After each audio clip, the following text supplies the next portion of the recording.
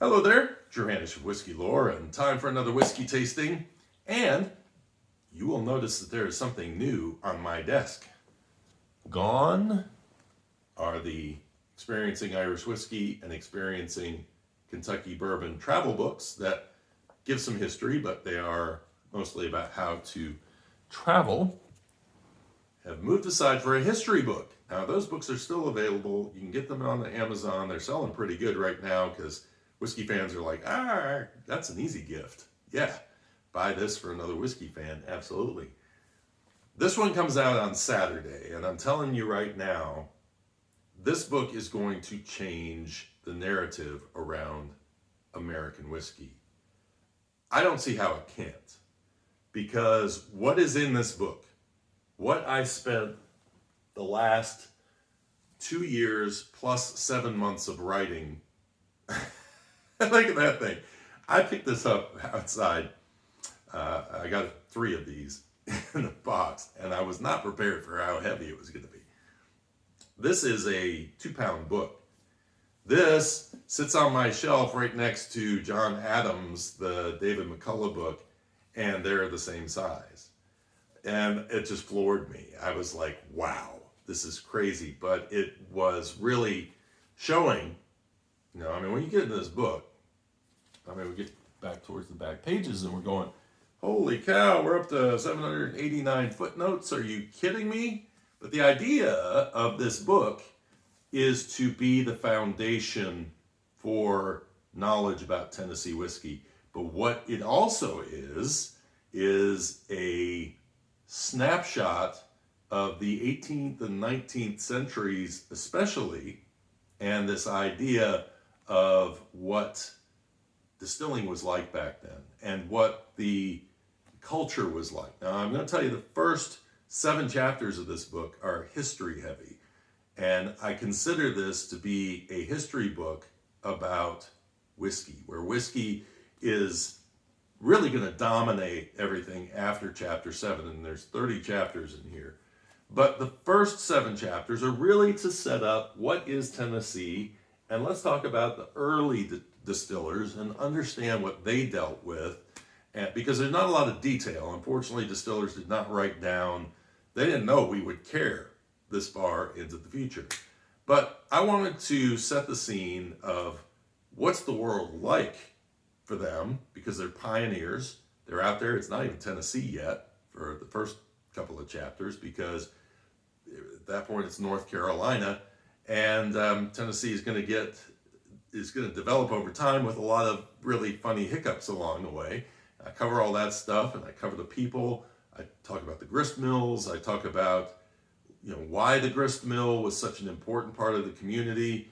I talk about what were they distilling, how were they distilling it, and really dive into the early part of the history. And it's funny because this morning I found an article online that said Jack Daniel and Nearest Green, this is the beginning of Tennessee whiskey history.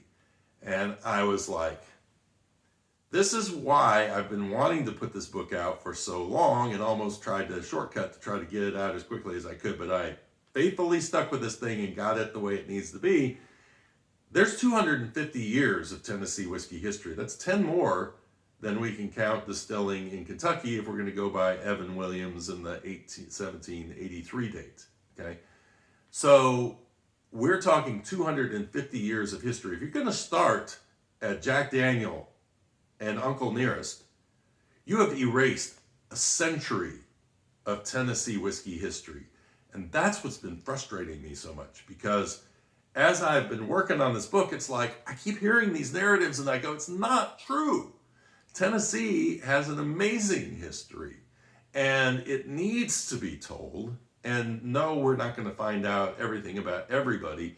But I'm telling you, once you get through the first 13 chapters and you get to Jack Daniel, you're going to have a completely different impression of what distilling was in this country between Kentucky, Tennessee, Pennsylvania, any of them. Because that is what I'm setting up. What were those early years like? And then we're going to get to the names like Jack Daniel, J.W. Kelly's another big name, Charles Nelson, of course, and George Dickel.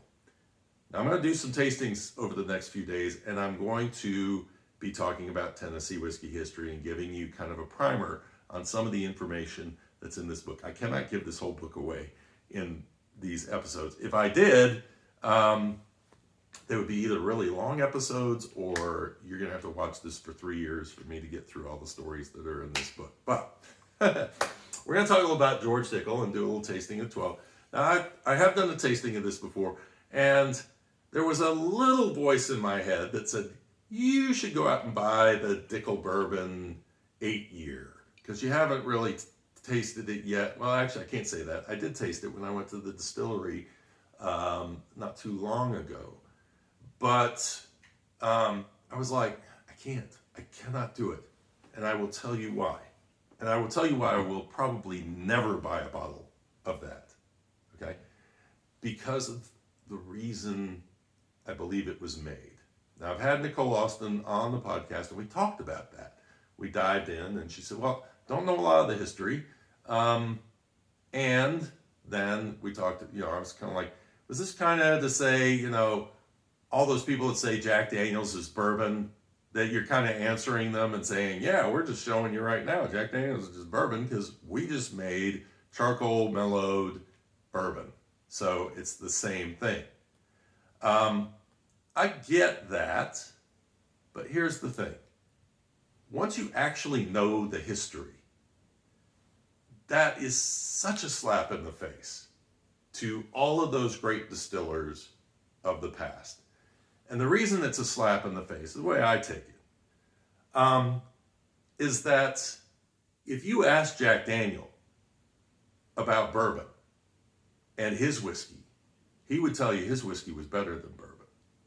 And you may or may not agree with what he's saying, but basically, these were competitors. Tennessee whiskey and bourbon were competitors. And after you've dug through this book and you've read a lot of it, you're probably going to come up with that same kind of weird feeling whenever you see a bottle that says Tennessee bourbon. Excuse me. And I understand why a lot of Tennessee bourbon is out there. It's because the stuff is either, being produced somewhere else and then brought in, and bourbon is just easier to source.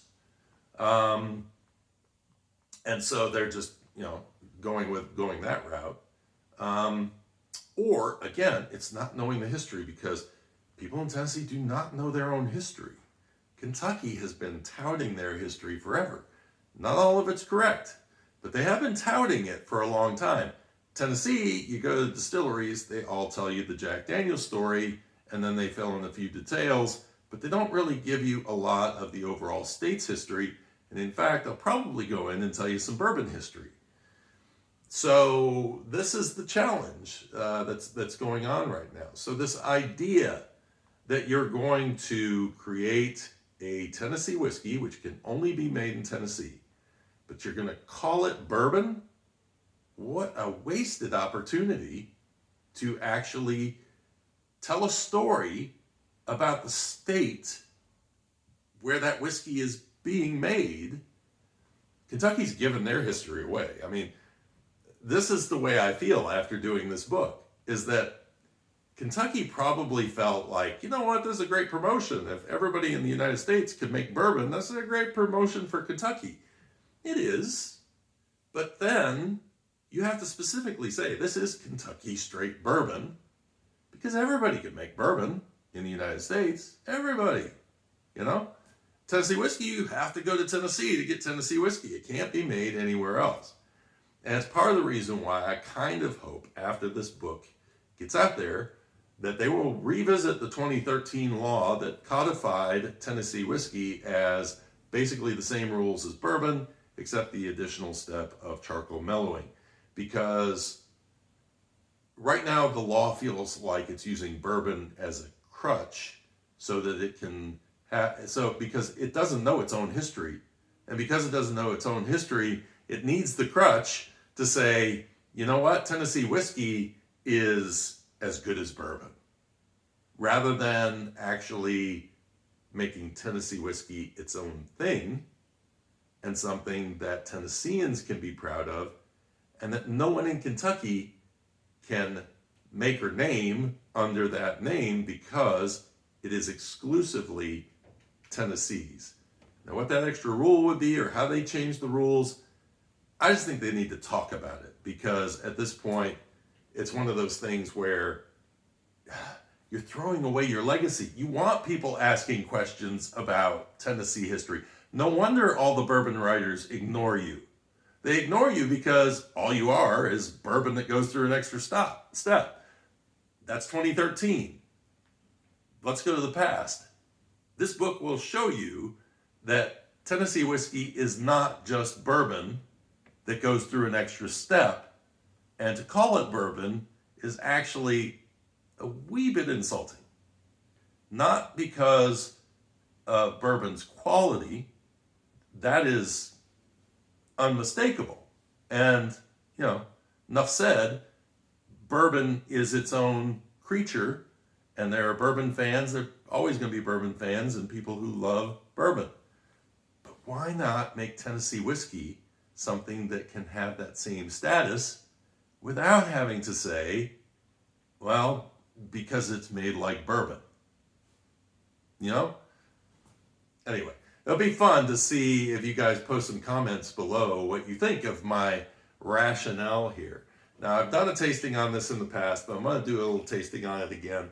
And we're going to talk about the label just a little bit. Because like I say, over the next few days, I'm going to jump in and start doing some actual little bits of history that's in this book. Believe me, I cannot give this whole book away in a few episodes of the tastings on YouTube.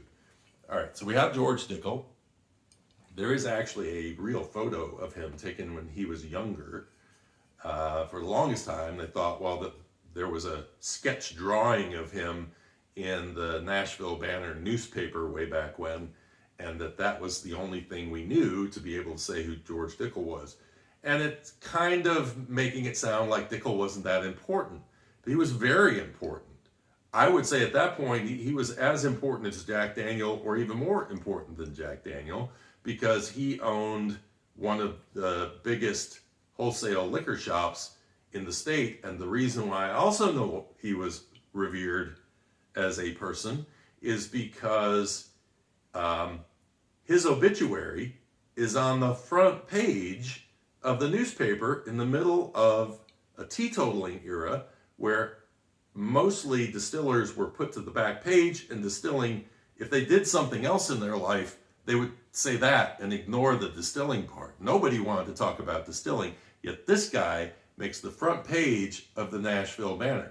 So he's an important guy. Now, was he distilling? Well, this is what's funny. They use the 1870 date here, right? I don't know where that date comes from. That came out of Ralph Dupes, the guy who brought the brand back in the 1950s. It came out of his imagination somewhere, because this 1870 date means absolutely nothing. He was rectifying whiskey in 1868. And the reason I know he was rectifying whiskey in 1868 is because the feds shut him down and said, you cannot rectify without a license. And so he went to court for that, and they dragged that case out for some time. And I think it spooked George Dickel because he didn't really mention rectifying at all after that. It just kind of disappeared from what he was doing, and it was all about actually just selling other people's whiskey, including Jack Daniel's whiskey, and I have evidence in the book about that as well. So, very interesting story, and I go into the whole thing of Cascade Hollow and how the distillery was acquired, and it was never owned by George Dickel. It was never owned by George Dickel, okay? That I just gave you a spoiler on that one. You'll have to read the book to find out who actually did own it. All right. It's really interesting when I nose this after nosing it many, many times. I mean, this is a low rye whiskey. And the reason that they made it low rye was because originally, Cascade whiskey was probably better known for being closer to a corn whiskey, made in that very traditional way. And they used log stills to make it initially. Eventually, it moved over to being made in column stills. But just very interesting, because there always was that kind of push towards the getting that higher amount of corn and making it much more of a corn whiskey than a high rye or standard amount of rye whiskey. And it really does stand out. It is its own animal. On the nose, I do pick up a little hint of rye, and I think that is because my nose is tuned into that, and it mixes with that oak note. And the oak note is a smoky oak note, so it's kind of like a call it campfire. I know it's overused. Different than the campfire you get in a peated whiskey. It's just something about the sawdusty kind of smoke, maybe from a skill saw, actually, that kind of comes through on this. Little honey in there, vanilla and caramel, of course. I sometimes think I'm smelling like a little candy corn note. Cheers.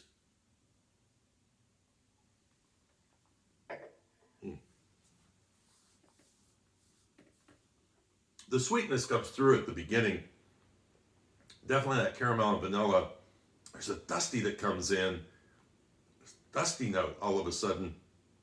Peppery note and some tannins come in. Just a little bit of a tannin, maybe citrus peel kind of thing going on towards the finish. There's a mineral note that after I take my first sip, it becomes much more apparent both on the nose and on the palate. And so it's been called the Flintstone vitamin note. I get that. That's probably a really great descriptor for it. And it is definitely a George Dickel thing. Just like the banana note is the Jack Daniels thing, this thing has that little Flintstone vitamin and that kind of sweetness going on with it. I hope you enjoyed this. Please leave your comments below.